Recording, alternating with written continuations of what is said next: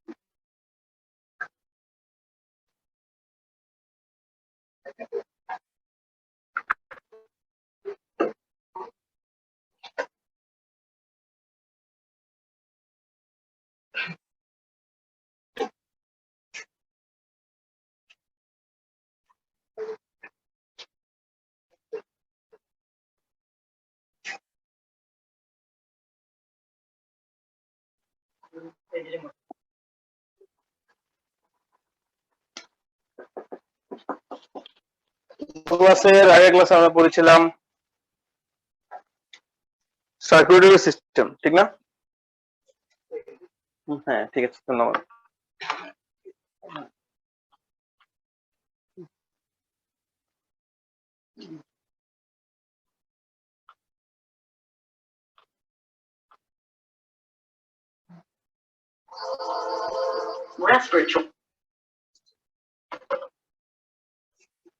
তাহলে এই respiratory system আমরা আজকে পড়বো। কারোর কাছে ইয়ে আছে নাকি, সিলেবাস আছে?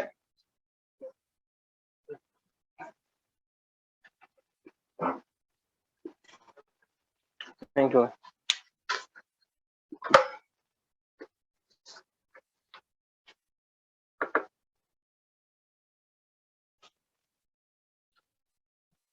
সংজ্ঞা, কাজ, শোষণ প্রক্রিয়া। আচ্ছা, ঠিক আছে, এটা সহজ। আজকে টপিক আশা করি 1 ঘন্টায় পড়া হয়ে যাবে। এই শ্বসনতন্ত্র যেটা, মানে যার উপর নির্ভর করে মানুষ বেঁচে থাকে, এমন 3-4টা জিনিসের মধ্যে এটা হচ্ছে অন্যতম। এটা দ্বারা আমরা পরিবেশ থেকে অক্সিজেন নেই এবং কার্বন ডাইঅক্সাইড ছাড়ি। পরিবেশের অক্সিজেন আমাদের নাক দিয়ে প্রবেশ করে ফুসফুসে যায়, ফুসফুস থেকে আমাদের রক্তে মিশে। এবং কালকের মানে গতকালকের যে পড়া, গত ক্লাসের, এটা হচ্ছে যে রক্ত সংবহন তন্ত্র। এখানে আমরা পড়েছি যে লেফট ভেন্ট্রিকল থেকে আর্চ অফ অ্যাওর্টা বা মহাধমনীর মাধ্যমে আমাদের কোষের মধ্যে রক্ত পৌঁছায় এবং অক্সিজেন যুক্ত রক্ত যায় ওখানে। যখন কোষের মধ্যে রক্ত পৌঁছায়, বুঝতেছেন তো কথা নাকি? এই গত ক্লাস আমি কিন্তু নেই, আমাদের ম্যাডাম পড়িয়েছেন আপনাদেরকে। তো কোষের মধ্যে রক্ত পৌঁছানোর পরে রক্তের কাজ হচ্ছে কোষের জন্য প্রয়োজনীয় নিউট্রিশন দেওয়া, যা আমাদের পরিপাকের মাধ্যমে অ্যাবজর্ব হয়েছে একটা। আরেকটা হচ্ছে রক্তের মধ্যে যে রোহিত রক্তকণিকা আছে, এটার মধ্যে হিমোগ্লোবিন থাকে, হিমোগ্লোবিনের মাধ্যমে অক্সিজেন যায় কোষের মধ্যে। কোষের মধ্যে অক্সিজেনের ঘাটতি থাকে, পরিবেশের মধ্যে অক্সিজেনের পরিমাণ বেশি, আমাদের বডিতে অক্সিজেনের পরিমাণ কম। কথা, তো আমাদের কোষ চায় যে পরিবেশের অক্সিজেনটা তার মধ্যে নিয়ে নিতে, কারণ তার মধ্যে ক্রাইসিস আছে। তো অক্সিজেনটা কোষের মধ্যে ঢুকে কাজ করে কিছু, এই কাজকে বলা হয়ে থাকে শ্বসন প্রক্রিয়া। শ্বসন শ্বাস প্রশ্বাস নেওয়ার একটা প্রক্রিয়া, এটা যেমন। আবার শ্বসন বায়োলজির মধ্যে আছে যে কোষের মধ্যে অক্সিজেনের উপস্থিতিতে খাদ্যের যে জিনিসটা আমাদের কোষের মধ্যে প্রবেশ করে, নিউট্রিশন, ওই নিউট্রিশনের সাথে অক্সিজেনের ফাইট হয়ে ওখানে শক্তি উৎপন্ন হয় এবং কার্বন ডাইঅক্সাইড উৎপন্ন হয়ে থাকে। ওই কার্বন ডাইঅক্সাইড আমরা নাক দিয়ে ছেড়ে দিই, যা রক্তের মাধ্যমে কোষ থেকে আমাদের ফুসফুসে আসে। এবং আমাদের যে ফাইট হওয়ার পরে অক্সিজেন তো কার্বন ডাইঅক্সাইড কনভার্ট হয়ে যায়, সে চেঞ্জ হয়ে যায়, খাবারটা কনভার্ট হয় শক্তিতে, এটাকে বলা হয়ে থাকে এটিপি। আমাদের শক্তি যেটা, এটা এটিপি ফর্মে কোষের মধ্যে থাকে, কাজ এটিপি দ্বারা করে থাকে। মেকানিজম বুঝেন, কত বড় ক্লাসের পড়ার সাথে আমরা তো এগুলো পড়বো, এগুলো অল্প পড়া। আমরা তাহলে আমরা যখন শ্বাস নেই চোখ বন্ধ করে আমরা চিন্তা করতে পারি বাসায় গিয়ে, এখন বন্ধ করলে আবার লেখা না, কি বলেন, এখন বন্ধ করলে দেখাও যাবে না। তাহলে আমরা চোখ বন্ধ করে বাসায় গিয়ে চিন্তা করবো যে শ্বাস নিলাম, এই অক্সিজেনটা ফুসফুসে ঢুকলো, ফুসফুসের অংশ থেকে সে রক্তে মিশে গেল। আমরা বলেছিলাম আমাদের প্রথম ক্লাসে, আমি যখন ক্লাস নিলাম তখন আমরা বললাম যে রাইট ভেন্ট্রিকল থেকে পালমোনারি আর্টারি, সকল আর্টারি অক্সিজেনযুক্ত রক্ত বহন করে এক্সেপ্ট পালমোনারি আর্টারি। এটা রাইট ভেন্ট্রিকল থেকে কার্বন ডাইঅক্সাইড রক্ত ফুসফুসে নিয়ে যায়, নিয়ে গিয়ে ওটাকে পরিশুদ্ধ করে। পরিশুদ্ধ কি? ওই কার্বন ডাইঅক্সাইডকে পরিবেশে ছেড়ে দিবে এবং ওই রক্তের মধ্যে অক্সিজেন মিশিয়ে দিবে, এটাকে বলা হয় পরিশুদ্ধি। তো অক্সিজেন কেন মিশাবে? কারণ রক্ত এই অক্সিজেনকে কোষে নিয়ে যেতে হবে। কোষে কেন নেবে? কোষের মধ্যে ওই যে ফাইট হইতে হবে, রান্না বান্না হইতে হবে আপনার জন্য, আমাদের চলার জন্য, পুরো পৃথিবী চলার জন্য যে শক্তি দরকার, ওই শক্তিটা এমনি সকল প্রাণী এমনি নিয়ে থাকে। তাহলে আমরা এখন এই রেসপিরেটরি সিস্টেম বা শ্বসনতন্ত্র পড়বো, যার মাধ্যমে অক্সিজেনটা আমাদের মধ্যে এন্ট্রি করে এবং কার্বন ডাই অক্সাইড বের হয়। এর মধ্যে আমরা প্রথমে পড়বো শ্বসনতন্ত্র কাকে বলে, সংজ্ঞা, এর মধ্যে কি কি অঙ্গ আছে, এটা এগুলোর কাজ কি, এরপরে পড়বো যে কিভাবে শ্বসন, মানে একটা শ্বসন সম্পন্ন হয়ে থাকে। আমরা দেখি আগে, এটা দেখলে অনেক কিছু ক্লিয়ার হয়ে যায়। 5 মিনিটের একটা ভিডিও, তো এটা ঘুরাইতে হবে।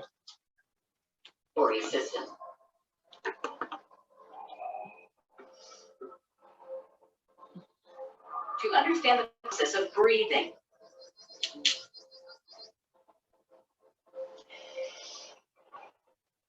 In humans, the main organs responsible for respiration are present in the thoracic cavity. In the thorax region, the rib cage, dome-shaped fibrous tissue, known as the diaphragm, are observed. Present within the rib cage are the pleural membranes, which enclose the lungs. The right lung is divided into 3 lobes: the right superior, right middle, and the right inferior lobe. দেখেন এখানে কথা আছে, এই যে ফুসফুস দেখেন, এটা ফুসফুস, হ্যাঁ, আমরা যেটা আমাদের ইংলিশে লাংস বলি আর কি। এই ফুসফুস, এটা হচ্ছে ডান পাশের ফুসফুস, এটা বাম পাশের ফুসফুস। হ্যাঁ, এই ডান পাশের ফুসফুসের মধ্যে একটা, দুইটা, তিনটা পার্ট দেখা যায়। তাহলে এই পার্টকে বলা হয় লোব, LOB বা খন্ড। তাহলে ডান পাশের ফুসফুসের খন্ড কয়টা? পরীক্ষা করে জিজ্ঞেস করবো, মনে থাকে। Lung is smaller and has only 2 lobes. দেখেন বলছে বাম পাশেরটা ডান পাশের চেয়ে একটু ছোট, এবং এটার মধ্যে আছে 2টা লোব, উপরেরটা এবং নিচেরটা। আর আগেরটাতে ডান পাশেরটাতে আছে 3টা লোব, উপরেরটা, মাঝখানেরটা, নিচেরটা। আর এখানে আছে 2টা লোব, উপরেরটা এবং নিচেরটা। Superior and the left inferior lobe. তাই একদম ভাগ করে দেখাই দিয়েছে। Both the lungs are associated externally with small tubular bronchi. হ্যাঁ, 2টা লাংসের মধ্যে কানেকশন আছে, যে কানেকশন মেইন একটা দেখেন পার্ট থেকে আলাদা হয়ে, এটাকে ব্রঙ্কাই বলা হয়। Unite and extend into the trachea. The trachea has এটা আমাদের শ্বাসনালী।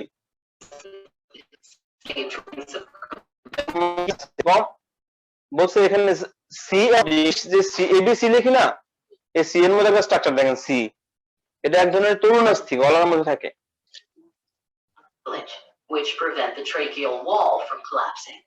এটা কেন দেওয়া হয়েছে আমরা জানি। ধরেন কোন একটা রাবারের একটা নল বা কাপড়ের একটা জিনিস, তো একটা হাওয়া দেয় এরকম একটা মেশিনের মধ্যে সামনে দিকে লাগানো আছে। আপনি যখন হাওয়া দিবেন বা বাতাস দিবেন তখন এটা ফুলে বাতাস পাস করবে, আবার হাওয়া বন্ধ করলে সে চুপসে যাবে। ঠিক এই মেকানিজমটা যাতে আমাদের না হয়, যে আমরা শ্বাস নিলাম, শ্বাস নেওয়ার পরে রাস্তা আবার বন্ধ হয়ে গেলো, আবার কষ্ট করে আবার এটা বের করে আবার শ্বাস ঢুকাইতে হলো, এমন না। যাতে শ্বাস নেওয়ার পরও সে চুপসে না যায়, একেবারে মিলে না যায়, এজন্য এই কার্টিলেজ গুলো দেওয়া, এগুলো ধরে রাখা থাকে একটা নির্দিষ্ট স্ট্রাকচারের মধ্যে, যাতে আমাদের হাত দিয়ে না, এটা কার্টিলেজ, এটা পাই আমরা, হাত দিলে পাবেন সবাই, ওগুলো হচ্ছে কার্টিলেজ। হ্যাঁ, এগুলোর কাজ হচ্ছে যে শ্বাসনালী যাতে চুপসে না যায়, ওইটা প্রতিহত করা। Trachea leads into the pharynx, which is connected to the nostrils. দেখেন এটা As we breathe in তারা নাকের ছিদ্র দেখাচ্ছে, হ্যাঁ, এটা মানুষ আগে নাই, এমনি যাচ্ছে কার্পেটের মধ্যে দেখাচ্ছে। air, the oxygen molecules দেখেন enter অক্সিজেন the ঢুকছে, nostrils and travel downwards through the pharynx.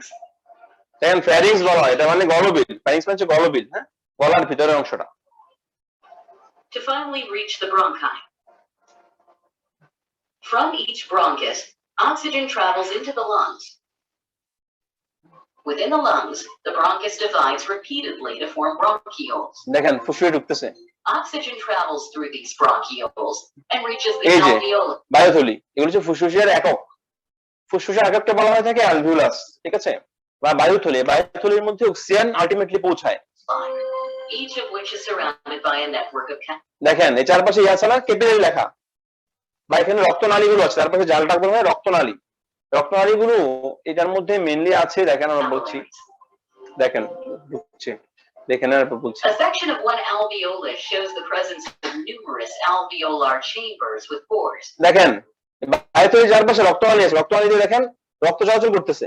এই যে অ্যালপেনলিভের শেপ দেখেন, ছোট ছোট যে ইয়াগুলো আছে এগুলো হচ্ছে রক্তনালী, রক্ত চলছে, এই যে রক্ত এগুলো যাচ্ছে, এটা হচ্ছে বায়ুথলির চারপাশে রক্তনালী আছে, এগুলোর মধ্যে দিয়ে রক্ত চলছে, দেখেন চলতেছে রক্ত, Blood এই যে in অক্সিজেন আসছে, RBCs is seen flowing through the capillaries. The oxygen এই দেখেন molecules অক্সিজেন from the ঢুকতেছে, alveolus diffuse এই into যে the অক্সিজেন রক্তের মধ্যে ঢুকে গেল, এই যে অক্সিজেনটা রক্তে ঢুকে গেল, রক্তের কোনো কিছুতে মিশে যাবে সে, capillary and then get এই যে absorbed দেখছেন by দেখছেন, the এই যে purple RBC. শেষ মিশে গেল, This causes oxygenation of the RBC. এই যে দেখেন And the আরবিসি, transit আমরা বলেছিলাম যে রক্তের কণিকা কয় ধরনের, 3 ধরনের, আরবিসি, ডব্লিউবিসি, প্লেটলেট। আরবিসি কি করে অক্সিজেনকে নিজের মধ্যে নিয়ে নেয়, in their color from এই bluish দেখেন purple to এই যে red. এটা কিন্তু বায়ুথলি, কেটে ফেলছে তারা। এই বায়ুথলির পাশে যে রক্তনালী আছে, রক্তনালীর মধ্যে এই বায়ুগুলো ঢুকছে, ঢুকে দেখেন এই যে লাল রক্তকণিকা এই অক্সিজেন গুলোকে নিয়ে বসে যাবে। The blood moving into the alveolus contains RBCs and carbon dioxide molecules. এদের কার্বন ডাই অক্সাইড যেটা ছিল আগে নিয়ে আসছে কে, পালমোনারি আর্টারি নিয়ে আসছিল কোত্থেকে, রাইট ভেন্ট্রিকল থেকে। এই কার্বন ডাই অক্সাইড সে ছেড়ে দিবে জায়গাতে, এই বায়ুথলির মধ্যে ছেড়ে দিবে যাতে নাক বের হয়ে যায়, এটা These ছেড়ে দিয়েছে, molecules are released into the alveolus. চলে যাচ্ছে এগুলো। Carbon dioxide collects in the alveolar chamber. সবগুলো কার্বন ডাই অক্সাইড এখন জমা হয়েছে রক্ত থেকে ফুসফুসের মধ্যে এসে, And then from the Better alveolus, than it saying. travels through the bronchioles into the bronchus, which finally reaches the trachea and is breathed out Better. through the nostrils. শেষ, carbon die oxide বেড়ে গেল। So the process of breathing in air rich in oxygen is called inhalation. After the contraction of the muscular diaphragm, air rushes in, resulting in the inflation of the alveoli. During exhalation, the diaphragm moves up and the lungs contract. Thus, ঠিক আছে, শ্বাস ছেড়ে দেওয়া, the এক্সহেলেশন। alveoli deflate, causing the air to be pushed out. This exhaled air is carbon dioxide. This process of inhalation and exhalation is known as respiration, দেখেন which is approximately 20 times per minute.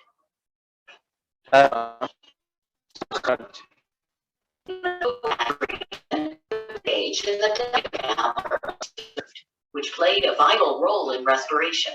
Present within the rib cage are the pleural membranes, which include the lungs.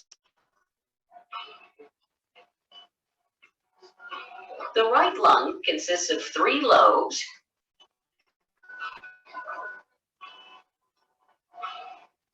while the left lung has only 2 lobes. Both the lungs are associated externally with bronchi, which unite and extend into the trachea. As we breathe, the oxygen molecules enter the nostrils and travel downwards through the pharynx and trachea to finally reach the bronchi. From each bronchus, oxygen travels into the lungs. Within the lungs, the bronchus divides repeatedly to form bronchioles. Oxygen travels through these bronchioles and reaches the alveoli, each of which is surrounded by a network of capillaries. As blood flows through the capillaries, the oxygen molecules from the alveolus diffuse into the capillary. This causes oxygenation of the RBCs.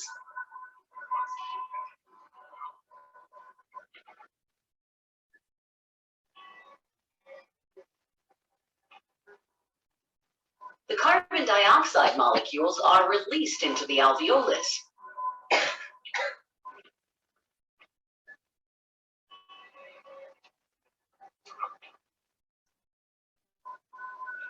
They are collected in the alveolar chamber, and then from the alveolus, it travels through the bronchioles.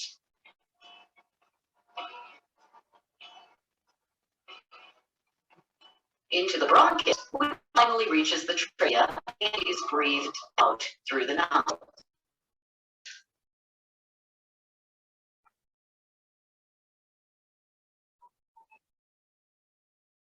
তাহলে জটিল process, এগুলো ভাবলে রাতে ঘুম চলে যাবে, ঘুমাতে পারবেন না।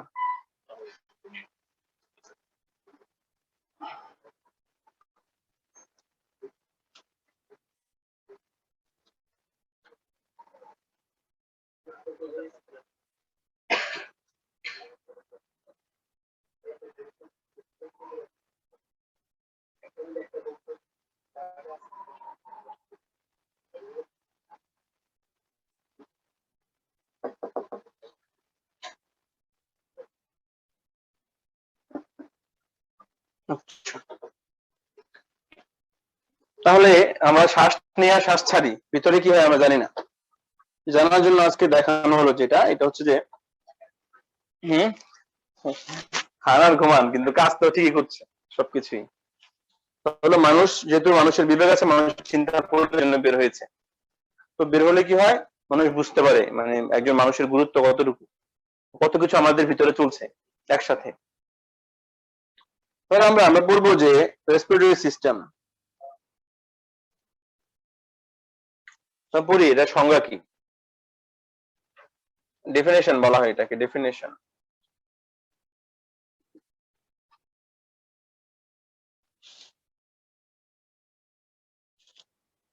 The respiratory system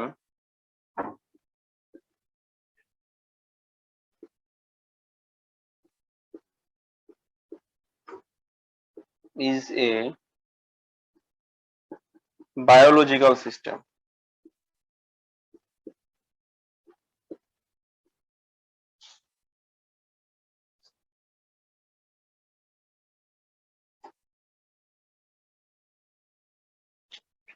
consisting of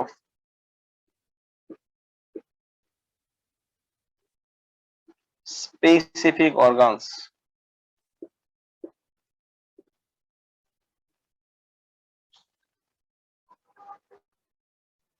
and structures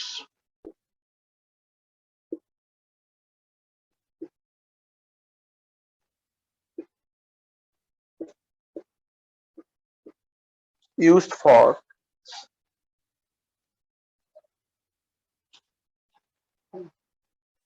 gas exchange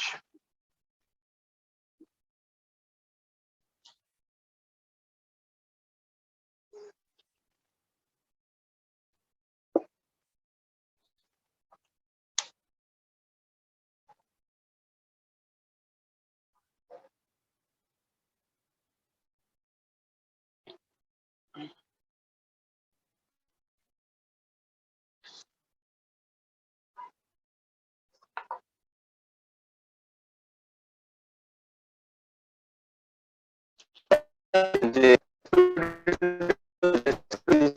biological system, এটা একটা প্রাকৃতিক সিস্টেম, বা আমাদের বায়োলজিক্যাল বলা হয় যেটা ন্যাচারাল বা প্রাকৃতিক, যা জীবনের সাথে সম্পর্কিত, কোনো হয় প্রাণীর সাথে, না হলে গাছের সাথে, যাদের জীবন আছে, যে সিস্টেম জীবনের সাথে সম্পর্কিত বলে বলা হয় বায়োলজিক্যাল সিস্টেম। কনসিস্টিং অফ, যেটা গঠিত হয় স্পেসিফিক অর্গানস, কিছু নির্দিষ্ট অঙ্গ দ্বারা। কি কি অঙ্গ? এক নম্বরে ফুসফুস আছে, এবং আমাদের মুখের নাক, গলবিল, তারপরে শ্বাসনালী, এগুলো দ্বারা সে গঠিত। এন্ড স্ট্রাকচার, এবং কিছু গঠন। ফুসফুস একটা অর্গান, আর বাকিগুলো হচ্ছে স্ট্রাকচার। ইউজড ফর, যেগুলো ব্যবহৃত হয়ে থাকে গ্যাস এক্সচেঞ্জ, আমাদের বডিতে গ্যাস এক্সচেঞ্জার হিসেবে, কি হিসেবে? অক্সিজেন এন্ট্রি করবে, কার্বন ডাইঅক্সাইড বের করে দিবে, তার মেইন কাজ হচ্ছে এটা। ভাই বাইরে ক্লাসের মধ্যে কথাবার্তা বলা যাবে না। The respiratory system is a biological system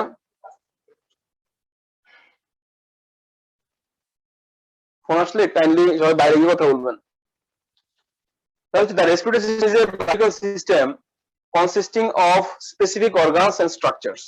এটা এক ধরনের মানে জীবনের সাথে ঘনিষ্ঠ একটা পদ্ধতি বা প্রসেস বা সিস্টেম, যেটা কিছু নির্দিষ্ট অঙ্গ এবং কিছু স্ট্রাকচার নিয়ে গঠিত, যার কাজ হচ্ছে গ্যাসের আদান প্রদান করা বা গ্যাস এক্সচেঞ্জ করা। তাহলে আমাদের সংজ্ঞা ক্লিয়ার, কোনো জটিলতা আছে? আপনি বুঝছেন তো না?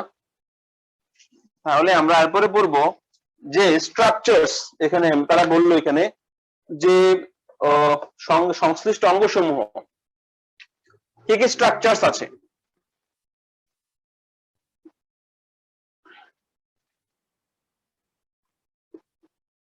মানে আমাদের এই রেসপিরেটরি সিস্টেমটা কি নিয়ে গঠিত, এটা হচ্ছে মেন কথা।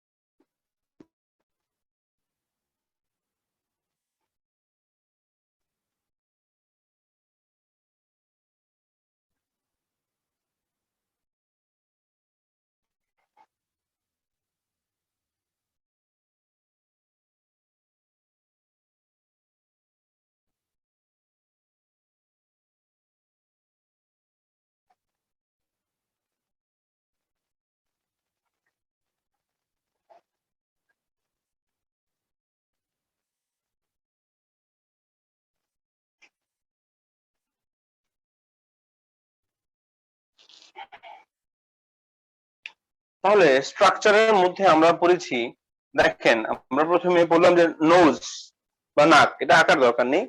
নাকের পরে গলার পিছনের অংশটাকে বলা হয়ে থাকে ফ্যারিংস বা গলবিল।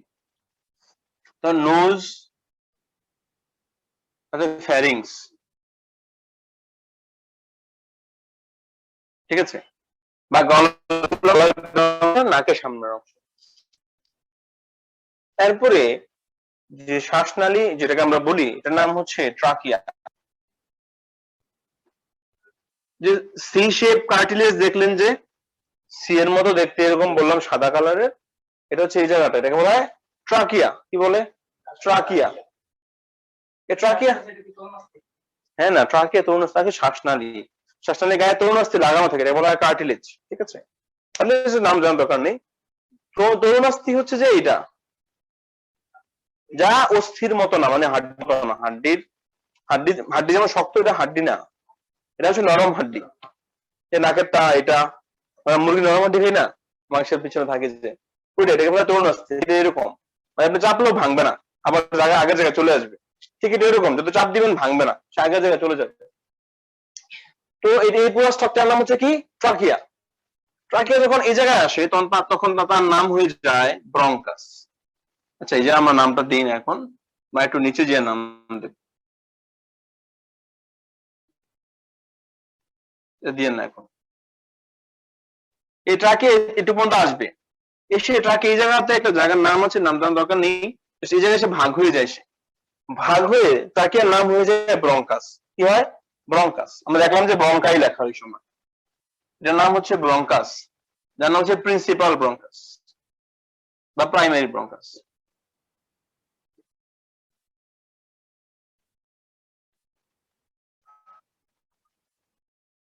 এটাও প্রিন্সিপাল ব্রঙ্কাস।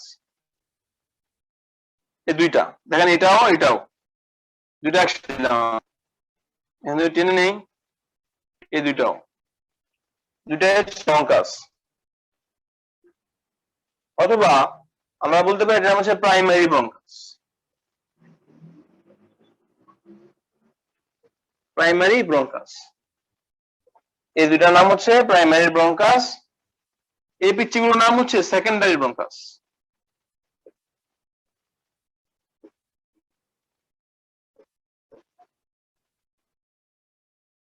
এটার নাম হচ্ছে কি সেকেন্ডারি ব্রঙ্কাস। এই জায়গাটার নাম হচ্ছে কি সেকেন্ডারি ব্রঙ্কাস। এগুলোর নাম কি সেকেন্ডারি ব্রঙ্কাস। এই পিচ্চিগুলোর নাম হচ্ছে কি সেকেন্ডারি ব্রঙ্কাস। এই সেকেন্ডারি ব্রঙ্কাস পর্যন্ত, একটু পর্যন্ত। এরপরে এই পিচ্চিটার নাম হচ্ছে ব্রঙ্কিউল।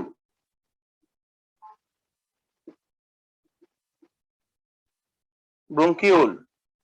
এই পিচ্চিগুলোর নাম হচ্ছে alveolus.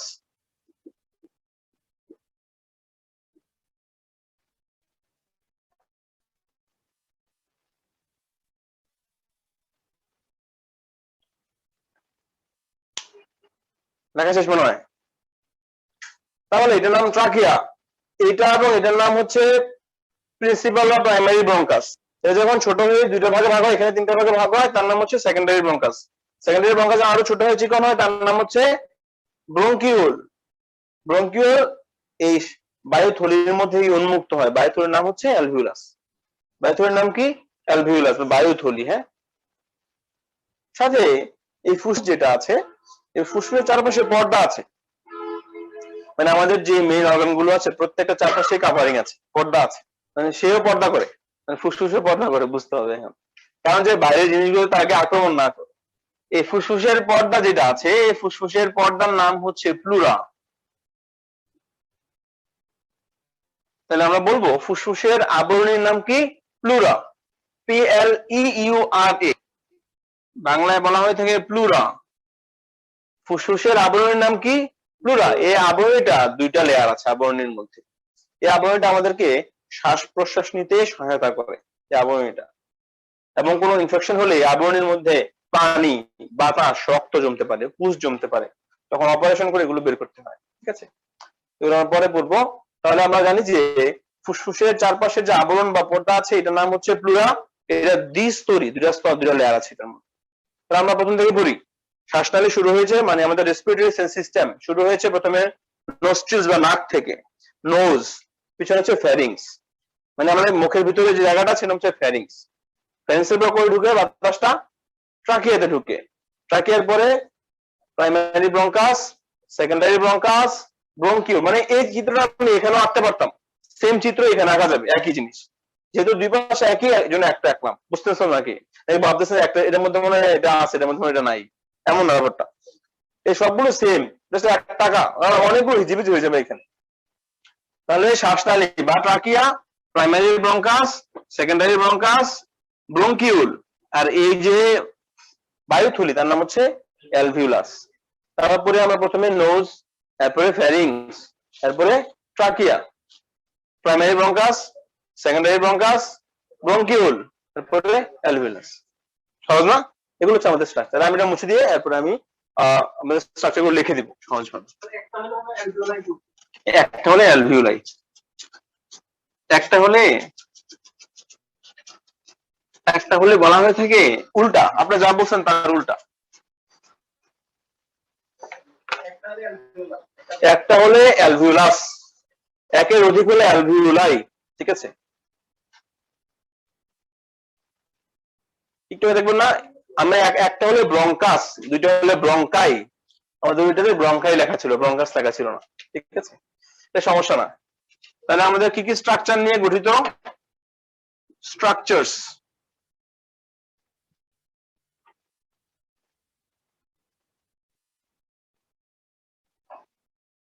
Structures of respiratory system. এক নাম্বার হচ্ছে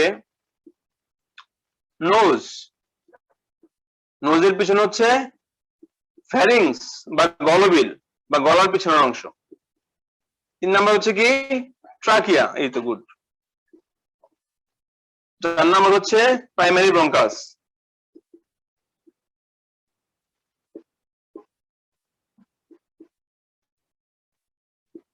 5 নাম্বার হচ্ছে সেকেন্ডারি ব্রঙ্কাস।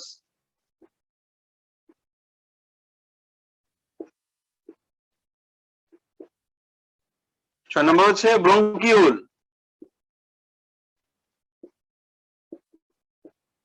7 নাম্বার হচ্ছে অ্যালভিওলাই বা অ্যালভিওলাস।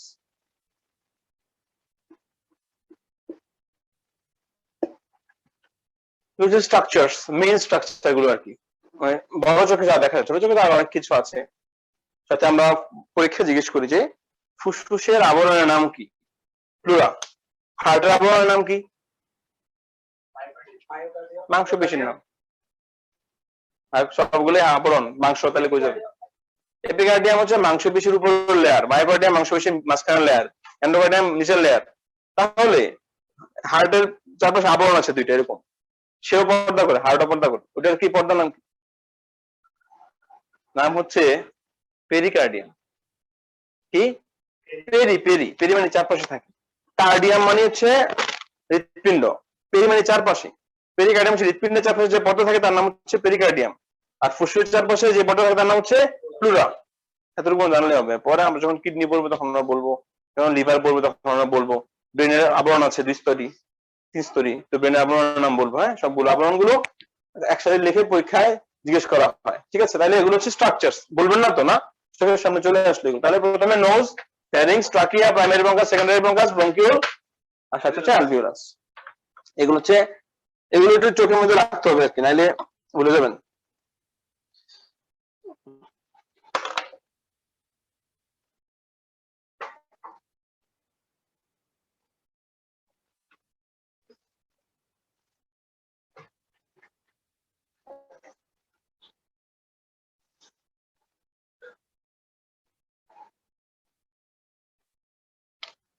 তাহলে আমরা একটু মুছে দিই, এরপর ফাংশনস চলে যাই, ফাংশনস অফ রেসপিরেটরি সিস্টেম।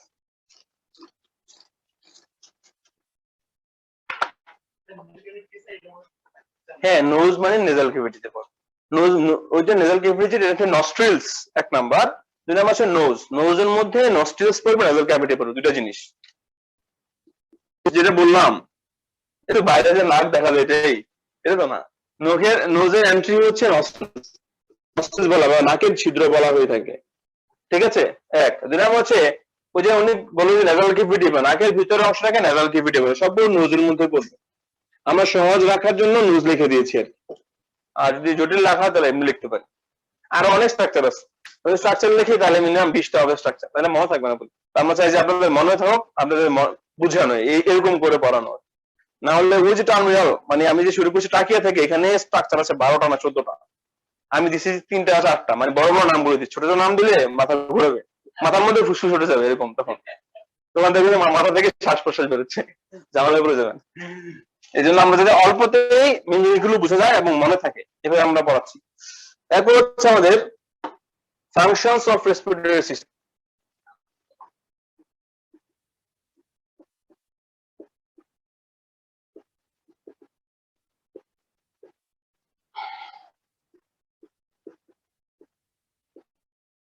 তাহলে আমাদের যে শ্বসনতন্ত্র আছে, শ্বসনতন্ত্রের কাজ কি?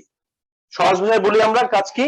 গ্যাসের আদান প্রদান, বললাম আমরা গ্যাস এক্সচেঞ্জ। কি করে? অক্সিজেন নিবে, কার্বন ডাই অক্সাইড ছেড়ে দিবে, এটা হচ্ছে মেইন কাজ। আমরা একটু গুছিয়ে লিখে দিই। 1 নম্বর হচ্ছে pulmonary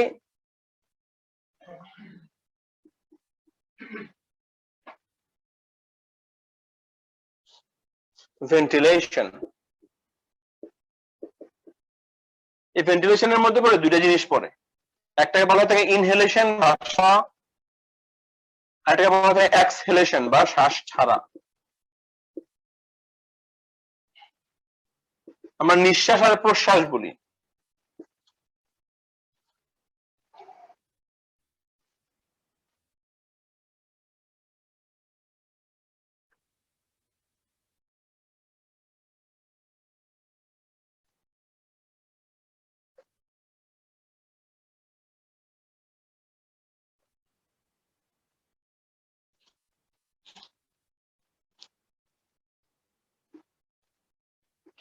Moving air from the lungs to the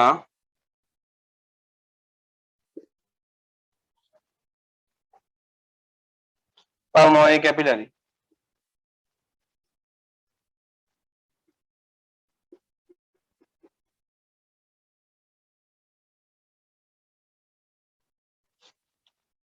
In number two, regulation of blood pH.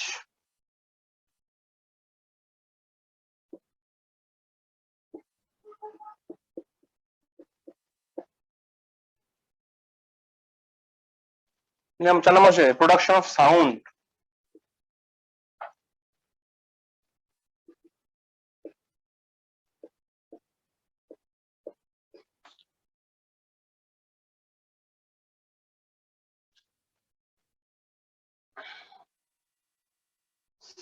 আরেকটা হচ্ছে যে helps us in olfaction. শেষ আমাদের লেখা এটা functions.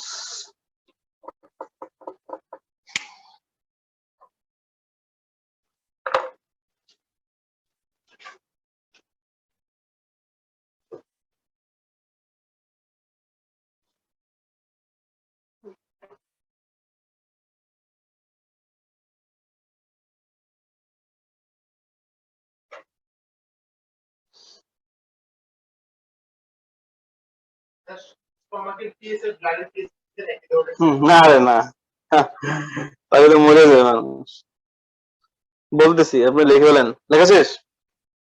তাহলে আমরা বলবো যে ফাংশনস অফ রেসপিরেশনের মধ্যে যদি স্টোমাকের পিএইচ হচ্ছে 1.35 থেকে 30 মানে 1.5 থেকে 3, আর রক্তের পিএইচ 7.35,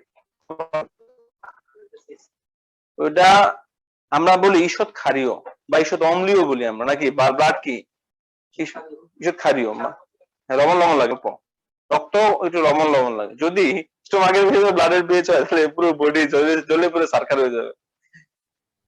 এক নাম্বার হচ্ছে pulmonary ventilation. Functions of respiratory সিস্টেমের মধ্যে এক নাম্বার কাজ হচ্ছে কি পালমোনারি ভেন্টিলেশন, মানে ফুসফুসীয় শ্বাসের প্রশ্বাস গ্রহণ নিঃশ্বাস থেকে এরকম, মানে ভেন্টিলেশন হচ্ছে যে গ্যাসের আদান প্রদানকে ভেন্টিলেশন বলা হয়। আমরা কি ভেন্টিলেটর রাখি যার মাধ্যমে গ্যাস ঢুকতে পারে বা বাতাস ঢুকতে পারে, বের হতে পারে। তো পালমোনারি ভেন্টিলেশন ফুসফুসের মাধ্যমে গ্যাসের আদান প্রদানকে বলা হয় পালমোনারি ভেন্টিলেশন। এক নাম্বার হচ্ছে ইনহেলেশন। ইনহেলেশন মানে হচ্ছে শ্বাস গ্রহণ, আর এক্সহেলেশন হচ্ছে শ্বাস ত্যাগ। বেসিক কাজ হচ্ছে তার এটা, মেইনলি কাজ। এরপর দুই নাম্বার কাজ হচ্ছে এটা নেওয়ার পরে কি করবে সে, মুভিং এয়ার, এয়ারের মধ্যে oxygen mainly from the lungs to the pulmonary capillary. আমাদের ফুসফুসের যে বায়ুথলি আছে, বায়ুথলি থেকে আমরা দেখলাম রক্তের মধ্যে অক্সিজেন ঢুকে যাচ্ছে, এটা হচ্ছে এটা moving air from the lungs to the pulmonary capillary. Pulmonary capillary কালকে পড়ছেন, ক্যাপিলারি কাকে বলে পড়া নেই? ক্যাপিলারি হচ্ছে যে প্রত্যেকটা নালী যেখানে শেষ হয়, ধরেন আমার এই হাত, ধরেন মহাধমনী, এটা হচ্ছে ধমনী, ধমনীর উপর কোষ, কোষের উপরে এই যে ধমনী থেকে আসে শিরা, মানে ধমনী থেকে ছোট ধমনী হয়ে সে কোষের উপর বসে গিয়ে, যেমন ফুসফুসের চাপে জাল জড়িয়ে আছে, কোষের চারপাশে জাল জড়িয়ে আছে, একে বলা হয় কোষিক জালিকা। এই তো বলছে তো, তাহলে ক্যাপিলারি, এটা হচ্ছে ক্যাপিলারি, ইংলিশে বলা হয় ক্যাপিলারি বা জালিকাকার যে রক্তনালীগুলো আছে ওগুলোকে ক্যাপিলারি বলা হয়ে থাকে। তো এই ফুসফুসের মধ্যে ক্যাপিলারি বসে থাকে এরকম, ফুসফুসের মধ্যে অক্সিজেন ঢুকে, অক্সিজেনটা এই ক্যাপিলারির মধ্যে দিয়ে রক্তে ঢুকে যায়, এটাই লিখছি আমরা। মুভিং এয়ার, আমাদের বাতাস mainly oxygen from the lungs, ফুসফুস থেকে টু দ্য পালমোনারি ক্যাপিলারি, ফুসফুস জালিকার মধ্যে বাতাসটা এন্ট্রি করানো তার কাজ। তিন নাম্বার হচ্ছে রেগুলেশন অফ ব্লাড পিএইচ।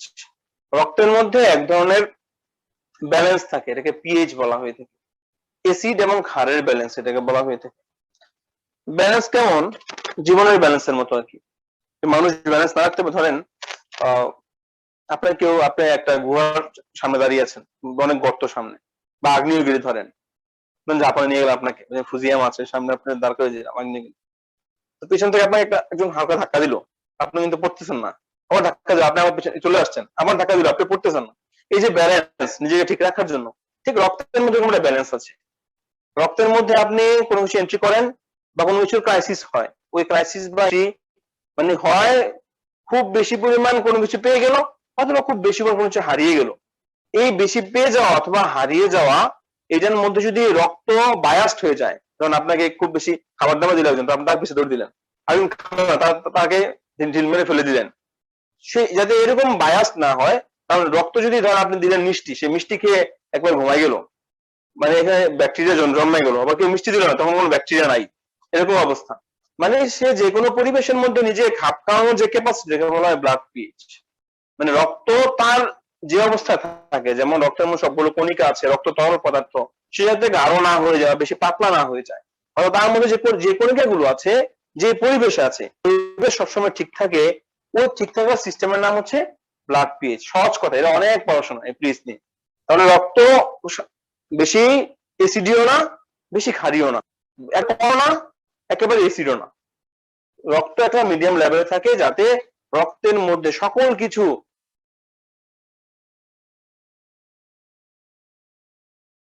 ঠিক থাকে, স্বাভাবিক থাকে, যাতে অক্সিজেন যেতে পারে, নিউট্রিশন পাস হইতে পারে, যাতে প্রত্যেকটা রক্তের যে কণিকা এগুলো কাজ করতে পারে।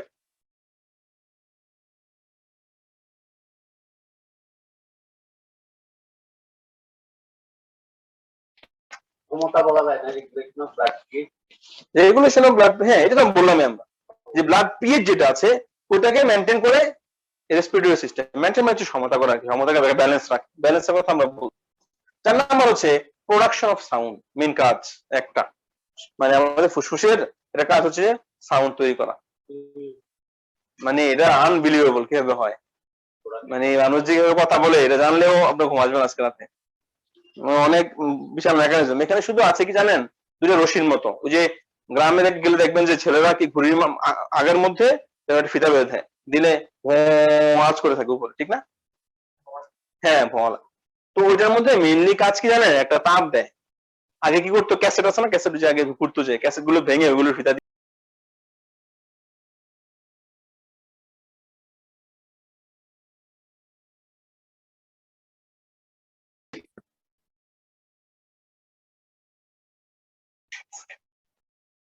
এখানে আমি লিখছি অ্যাডাম সাপেল।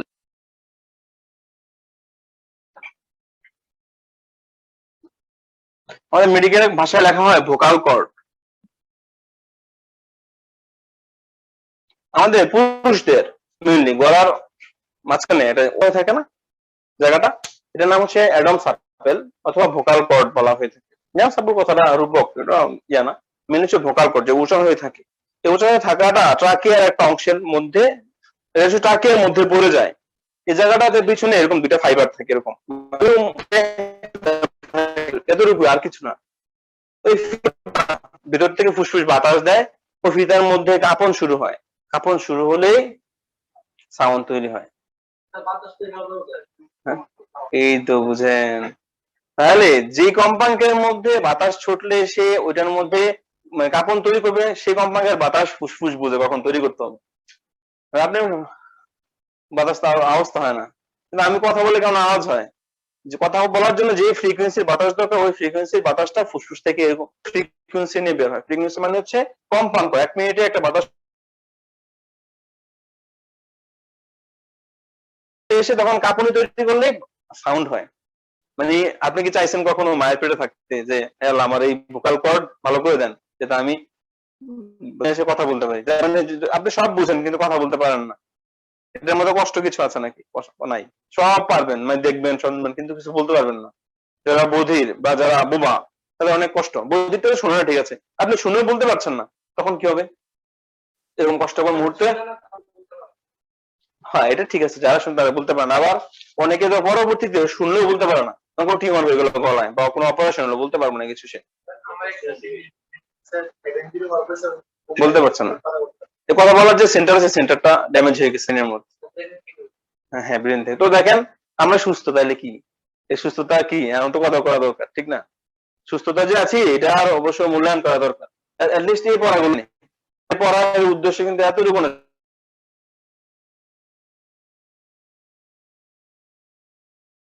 ভাবতে পারি, ঠিক আছে?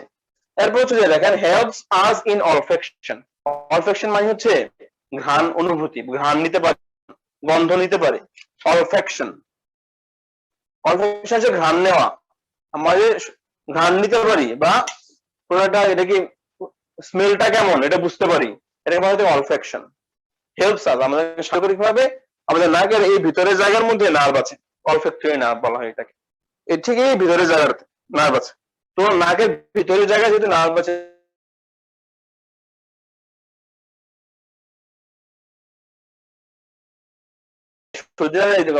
মিলে ফেলতে সবকিছু, তাহলে বুঝতেছেন সবকিছু একবার কাছাকাছি। কিন্তু নাকের এই জায়গায় ভেঙে যায় তখন এই যে আমার গন্ধ বন্ধ হয়ে যাবে। যদি আপনি গন্ধ না বুঝেন তখন কি করতে হবে দেখেন, কিছু করার নেই। ধরেন আমরা চোখ এখানে, নাক এখানে, মুখ পিছনে থাকে, থাকতো আর কি, চোখ দিয়ে দেখে নাক দিয়ে শুয়ে পুরো পিছনে খাওয়াইতে হইতো, তখন কষ্ট হইতো না? তাহলে এই যে সেট আপ আছে এই সেট আপের মধ্যে সন্তুষ্ট হওয়া, যে চোখ নাক মুখ এক জায়গায় কেন দিয়েছে,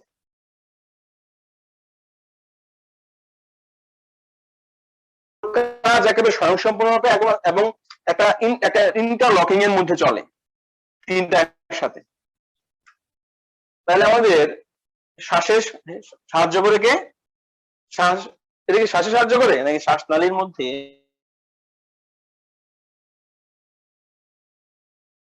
থাকে? কোথায়? নাকের ভিতরের উপরে বা নাকের ছাদে বলি আমরা, ঠিক আছে? রুফ অফ দ্য নোজ, এই জায়গার মধ্যে নার্ভ গুলো থাকে, অনেকগুলো নার্ভ থাকে। এই জায়গাটা ভেঙে গেলে কখনো আপনি আর স্মেল পাবেন না, ঠিক আছে? তাহলে এগুলো হচ্ছে ফাংশনস। ফাংশনস এর মধ্যে আমরা আবার বলি পালমোনারি ভেন্টিলেশন, তারপর হচ্ছে moving air from the lungs to the pulmonary capillary, regulation of blood, এটা অন্যতম কাজ। প্রোডাকশন অফ সাউন্ড, মানে আমাদের শব্দ উৎপন্ন করবে। হেল্পস আস ইন অলফ্যাকশন, বা আমাদের ঘ্রাণ নিতে সহায়তা করবে। আমি মুছে দিলাম।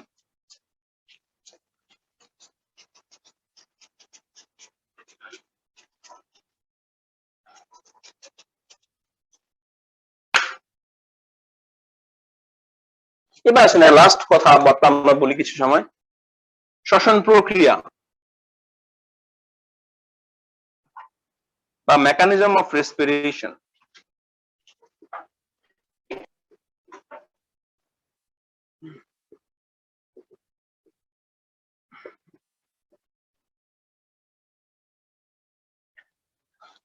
শ্বসন প্রক্রিয়ায় ভাবতে হবে এবার। শ্বাস নেন সবাই চোখ বন্ধ করে, নিয়ে দেখেন কেমন, আমিও নিয়ে আপনারাও নেন। শ্বাস নিয়ে দেখবেন যে বুকের মধ্যে যে অবস্থা এটা প্রশস্ত হয়ে যায়, আমাদের রিব কেজ, এই যে এটা একটু আপনাদের সামনে নিয়ে আসি দেখি। এই যে দেখেন, যখন আপনি নড়াচ্ছেন, এখন শ্বাস নাই, যখন শ্বাস নিবেন তখন বুক সামনের দিকে প্রসারিত হয়, দেখবেন শ্বাস নিয়ে দেখেন সামনে দিকে চলে আসছে বুকটা। তো এই জায়গাটা সামনে আসে একটা, মানে সে সামনে পিছনের জায়গাটা যাতে ফুসফুস ফুলতে পারে। তাহলে সামনে এবং পিছনের জায়গা প্রশস্ত হয় বা জায়গা বেড়ে যায়, যাতে ফুসফুসের জন্য জায়গা দিতে পারে, সূর্য উঠবে, ফুল অক্সিজেন নিবে। সাথে দেখবে এই এই দুই পাশের অবস্থার মধ্যে বলি, যদি আমি এদিক দিয়ে দিই, এই দেখেন এই যে জায়গাটা এবং এই জায়গাটা, এটা হচ্ছে আমাদের বক্ষ, এটা হচ্ছে উদর বলা হয়, এটাকে থোরাক্স, এটাকে অ্যাবডোমেন, এটাকে চেস্ট, এটাকে অ্যাবডোমেন বলা হয়। এই দুটার মাঝখানে একটা পর্দা আছে মাঝখানে, তার নাম হচ্ছে ডায়াফ্রাম বা বক্ষচ্ছদা বলা হয়। তাহলে আমাদের বুক থেকে পেটকে ভাগ করে রাখে একটা পর্দা, এই মাঝখানে একটা পর্দা থাকে সবার। এই পর্দাটা ভাগ করে রাখে বুকের সাথে পেটে, যাতে কোনো সমন্বয় না হয়, যাতে কোনো কানেকশন না থাকে। কানেকশন থাকলে কি হবে? পেট বুকে উঠে যাবে, কারণ খাবার খাচ্ছেন না, এত বেশি খাইলে পেট উপরে উঠে যেত। বাস্তব হাসতেছে না রে, বাজার সমস্যা আছে, খাইলেন বেশি, কি রে খাইতে পারতে সব কিছু, পেট তো ফুলতে আছে, ফুলতে গেছে উপরে ফুসফুসকে চাপ দিয়ে আপনার মেরে ফেলতো। এই জন্য এই বেরিয়ার দেওয়া আছে, বেরিয়ার নাম হচ্ছে কি? ডায়াফ্রাম। কি? ডায়াফ্রাম বা বক্ষচ্ছদা বলা হয়। এই ডায়াফ্রাম হচ্ছে আমাদের প্রধান বন্ধু শ্বাস নিতে এবং শ্বাস ছাড়তে। সে যখন মানে তার মাধ্যমে একমাত্র অর্গান যেটা আমাদেরকে শ্বাস প্রশ্বাসে সহায়তা করে ফুসফুসকে শ্বাস নিতে সহায়তা করে, এটা হচ্ছে ডায়াফ্রাম। যখন শ্বাস নেবে তখন ডায়াফ্রাম নিচের দিকে নেমে যায়, নেমে গেলে উপর আর নিচের আগে ছিল এতটুকু জায়গায় স্পেস, যখন এটা নিচের দিকে নেমে যাবে তখন এতটুকু স্পেস দেশে দিলে সামনে পিছনে আমাদের হাড্ডি আমাদেরকে সাপ্লাই করলো বা সাহায্য করলো, উপরে নিচে আমাদের ডায়াফ্রাম আমাদের সাহায্য করে যাতে স্পেস বেড়ে যায়। তাহলে সামনে পিছে এবং উপরে নিচে দুই দিকে স্পেস বেড়ে যায় এবং সে পরিমাণ মতো অক্সিজেন এন্ট্রি করতে পারে ভিতরে। তাহলে আমরা এখন পড়বো যে main organ, main supporting organ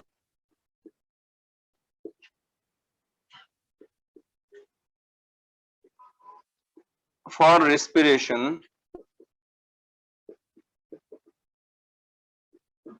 তার নাম কি? ডায়াফ্রাম।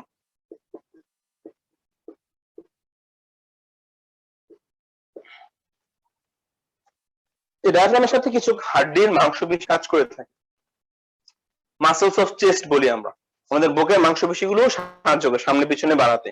ডায়াফ্রাম বাড়ায় খুব উপরে নিচের দিকে বাড়াই দেয় স্পেসটা।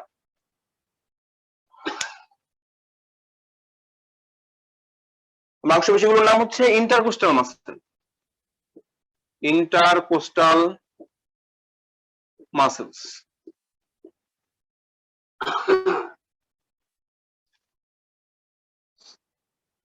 তাহলে মেকানিজম অফ রেসপিরেশনের মধ্যে দুইটা অংশ, একটাকে বলা হয়ে থাকে ইনহেলেশন বা ইন্সপিরেশন, আর একটাকে বলা হয়ে থাকে এক্সপিরেশন।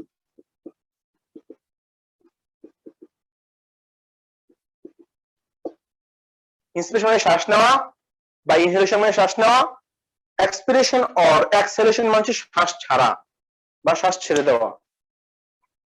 আমরা বলি নিঃশ্বাস আর প্রশ্বাস, নিঃশ্বাস মানে শ্বাস নেওয়া, প্রশ্বাস মানে শ্বাস ছেড়ে দেওয়া, ঠিক আছে? ইন্সপিরেশন মানে শ্বাস নেওয়া, এক্সপিরেশন মানে শ্বাস ছেড়ে দেওয়া। ইন্সপিরেশন মানে শ্বাস নেওয়া বা ইনহেলেশন মানে শ্বাস নেওয়া, এক্সহেলেশন মানে শ্বাস ছেড়ে দেওয়া।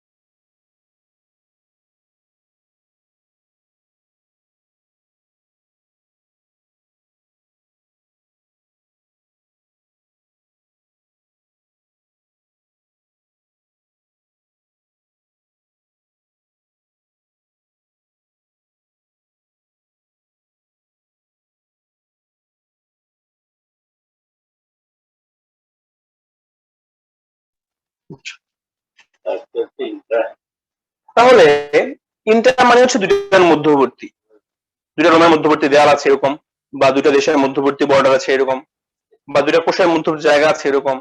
আর ইন্ট্রা হচ্ছে মধ্যে, মধ্যে হলে ইন্ট্রা, মাঝখানে হলে ইন্টার। ইন্ট্রা হচ্ছে ধরেন এই রোমের মধ্যে আমরা আছি, এটা হচ্ছে ইন্ট্রা রোম। আমরা বলি যে কোষের ভিতর আছে ইন্ট্রা সেল বলি আমরা, ইন্ট্রা সেলুলার।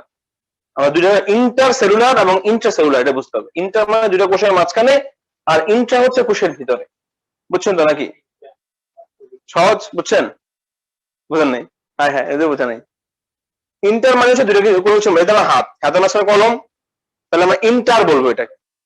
আর এটা হাতের মধ্যে কলম, তাহলে ইন্ট্রা হবে এটা। দুইটার মধ্যে হলে ইন্টার, ইন্টারমিডিয়েট পড়ি না আমরা, ইন্টার। আর যদি একবারে মধ্যে হয় ইন্ট্রা, তাহলে আমাদের হাতের উদাহরণ দিয়ে বলে দিলাম।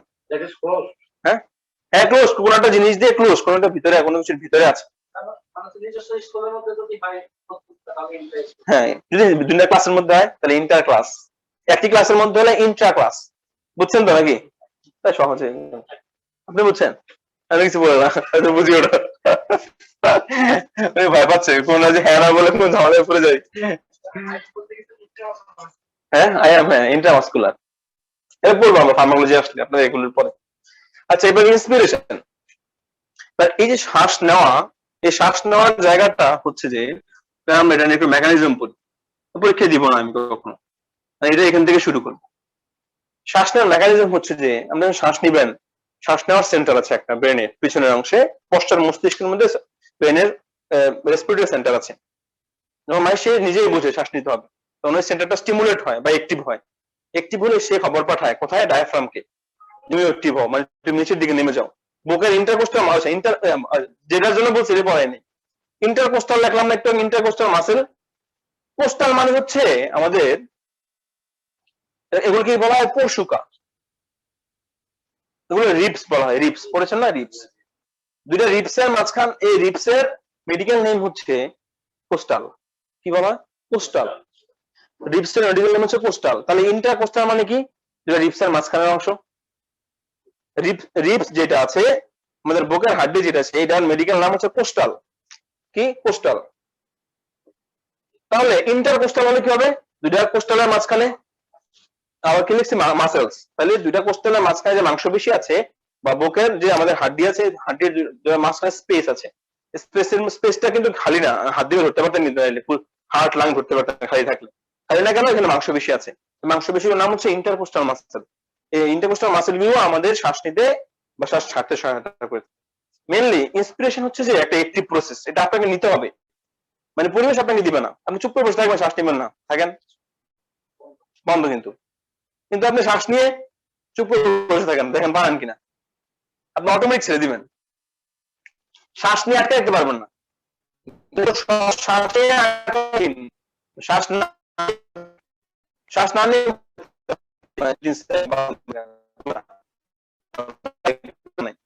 পরে যখন নিতে হবে এটা ব্রেন আপনাকে সিগন্যাল দিবে। তো শ্বাস নিলেন, এবার ধরে রাখেন, দেখি পারবেন না, বেশিক্ষণ ছেড়ে দিতে হবে। তাহলে ইন্সপিরেশন হচ্ছে অ্যাক্টিভ প্রসেস, মানে আপনাকে এনার্জি ব্যয় করে নিতে, আর এক্সপ্রেশন হচ্ছে প্যাসিভ প্রসেস, এটা কোনো অ্যাক্টিভ না, আপনি না চাইলেও সে বের হয়ে যাবে, এটার মধ্যে কোনো কাজ নাই, মানে এটাতে কাজ করতে কোনো সাপোর্ট করবে না। কারণ ডায়াফ্রাম সে নিজের জায়গা থেকে নিচে নেমে গেলো, তার কাছে সে আবার আগের জায়গায় আসবে, সে নিজেই চলে আসবে আগের জায়গায়। আপনাকে বল থ্রো করলেন, থ্রো করার পরে থ্রো করতে এনার্জি লাগবে, আর সে পড়তে এনার্জি লাগবে তার, সে নিজে পড়ে যাবে। তাহলে এরকম আপনার শ্বাস নেওয়াটা নিজের কাজের একটা অভুক্ত, যেখানে এনার্জি লাগে, কিন্তু শ্বাস ছাড়াটা কোনো এনার্জির কাজ না, সে নিজে নিজে মানে স্পন্টেনিয়াসলি আগের জায়গায় সে চলে আসে, এই চলে আসার মাধ্যমে শ্বাসটা বের হয়ে যায়। তাহলে ইন্সপিরেশন হচ্ছে যে প্রথমে স্টিমুলেশন অফ রেসপিরেটরি সেন্টার, আমি অল্পতে বাড়াবো, এগুলো পরীক্ষা দেয় না। যখন শ্বাস নেওয়ার অনুভূতি আসবে, আপনার মধ্যে যখন অক্সিজেনের ক্রাইসিস হবে, তখন আপনার ব্রেন বুঝে যাবে এটা, ওই ব্রেন বলবে যে আমাদের যে রেসপিরেটরি সেন্টার আছে, আমি আর এসপি লিখছি, শুধু ডট দিয়ে, মানে রেসপিরেটরি বলা হয়, রেসপিরেটরি যে সেন্টার ব্রেনে, ওই সেন্টার যেটা আমাদের শ্বাস প্রশ্বাস নিয়ন্ত্রণ করে থাকে, ওই সেন্টার অ্যাক্টিভ হয়ে যাবে, বলবে, খবর পাঠিয়ে দিবে, এই আমাদের বডিতে তো অক্সিজেন নাই, কাকে পাঠাবে? ডায়াফ্রামকে পাঠাবে।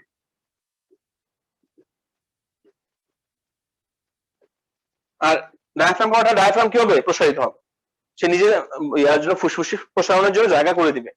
ডায়াফ্রাম প্রসারিত হলে ওরা ইন্টারকোস্টাল মাসল অ্যাক্টিভ হবে, প্লাস মানে হচ্ছে অ্যাক্টিভ হওয়া। ইন্টারকোস্টাল মাসল অ্যাক্টিভ হলে কি হবে? ফুসফুস মোটামুটি স্পেস পাবে ফুলের, তখন ইনহেলেশন হবে। আমি বলবো যে এক্সপেনশন অফ লাংস, তখন কি হবে? ইনহেলেশন হবে, শেষ। এটা বিশাল একটা প্রসেস, এটা আমরা তো জটিল বানালাম, অল্পতে পড়লাম। আর এক্সপ্রেশন হচ্ছে কিচ্ছু নাই, এটা কোনো কিছু নাই, সেন্টার এখানে কোনো স্টিমুল নাই, সে নিল, এটা সে সবগুলো আগের জায়গায় চলে যায়, চলে গেলে ফুসফুস সংকুচিত হয়, তখন প্রশ্বাস ছেড়ে দেয়, তাহলে মেকানিজম হচ্ছে দুইটা, একটাকে বলা হয়ে থাকে ইন্সপিরেশন, আরটাকে বলা হয় এক্সপ্রেশন। বেসিকের কথাটা বললেও পাওয়া যাবে অর্ধেকের বেশি। যে মেকানিজম এক্সপ্রেশনের পার্ট কটা? দুইটা, ইন্সপিরেশন শ্বাস নেওয়া, এক্সপ্রেশন শ্বাস ছাড়া। ইন্সপিরেশনের মেকানিজম কি? আমাদের কোন যদি বডিতে অক্সিজেন কমে যায় তো অক্সিজেন সেন্টার স্টিমুলেট হয়, অ্যাক্টিভ হয়, আমাদেরকে মেসেজ পাঠায় আপনাকে শ্বাস নিতে হবে। তাকে মেসেজ পাঠায় আমাদের ডায়াফ্রামকে, এটা আমাদের বুক এবং পেটের মাঝখানে আছে থাকে, তখন সেই মেসেজ পেয়ে সে প্রসারিত হয়ে যায়, নিচের দিকে নেমে যায়। সাথে আমাদের যে দুইটা ইন্টারকোস্টাল বললাম, এই মাসেল গুলো অ্যাক্টিভ হয়ে তাকে সামনে পিছনে প্রসারিত করে দেয় বুকটাকে, করে দিয়ে তখন এক্সপ্যানশন বা ফুলে ওঠা। এখন মানে কি? ফুলে ওঠা। এই প্লাস মানে অ্যাক্টিভ হওয়া, মাইনাস মানে ইনঅ্যাক্টিভ হওয়া, প্লাস দিয়ে বোঝাচ্ছি অ্যাক্টিভ হওয়া। অ্যাক্টিভ হলে সে জায়গা করে দিবে আপনাকে, সাথে জায়গা করে দিলে কি ফুসফুস ফুলে যাবে, এক্সপ্যানশন অফ লাংস মানে ফুসফুস ফুলে যাবে, ফুলে গেলে কি হবে? অক্সিজেন হবে, ইনহেলেশন হবে, শেষ। এটা হচ্ছে প্রসেস। আর এই এক্সপিরেশন যেটা কোনো প্রসেস নাই, এটা যে নিলেন ধরে রাখতে হবে না, সব আগের জায়গায় চলে যাবে, তখন গ্যাস এমনি বের হয়ে যায় অটোমেটিক। এটা আমাদের এসিভ প্রসেস, অ্যাক্টিভের মধ্যে পড়ে না। তো আমরা আজকে যা পড়লাম, আমাদের রেসপিরেটরি সিস্টেম কাকে বলা হয়? যে সিস্টেমটা আমাদের একটা বায়োলজিক্যাল সিস্টেম, যেটা আমাদের গ্যাস এক্সচেঞ্জে সহায়তা করে থাকে। তারপর আমাদের পার্টস পড়লাম, পার্টসের মধ্যে আমরা নোজ পড়লাম, উনি বললো যে নস্ট্রিলস আছে, নেজাল ক্যাভিটি আছে, সাথে আমাদের ট্রাকিয়া আছে, primary bronchus, secondary bronchus, bronchiole, alveoli আছে। আমরা যে পড়েছিলাম যে অ্যালভিওলাস চারপাশে আবরণ আছে, আবরণের নাম কি? প্লুরা। প্লুরা। এরপর আমরা বললাম ফাংশন, ফাংশনের মধ্যে আমরা বললাম যে ভেন্টিলেশন কাজ করে থাকে, এয়ারকে পালমোনারি ক্যাভিটিতে ঢুকানোতে সাহায্য করে থাকে, তারপর আমাদের সাউন্ড উৎপন্ন করতে সহায়তা, এবং আমাদের অলফ্যাকশনে সহায়তা করে থাকে। আমরা মেকানিজম বললাম, ইন্সপিরেশন, এক্সপিরেশন, ইন্সপিরেশন, মেকানিজম। তাহলে আমাদের কোনটা কোনটা? হ্যাঁ,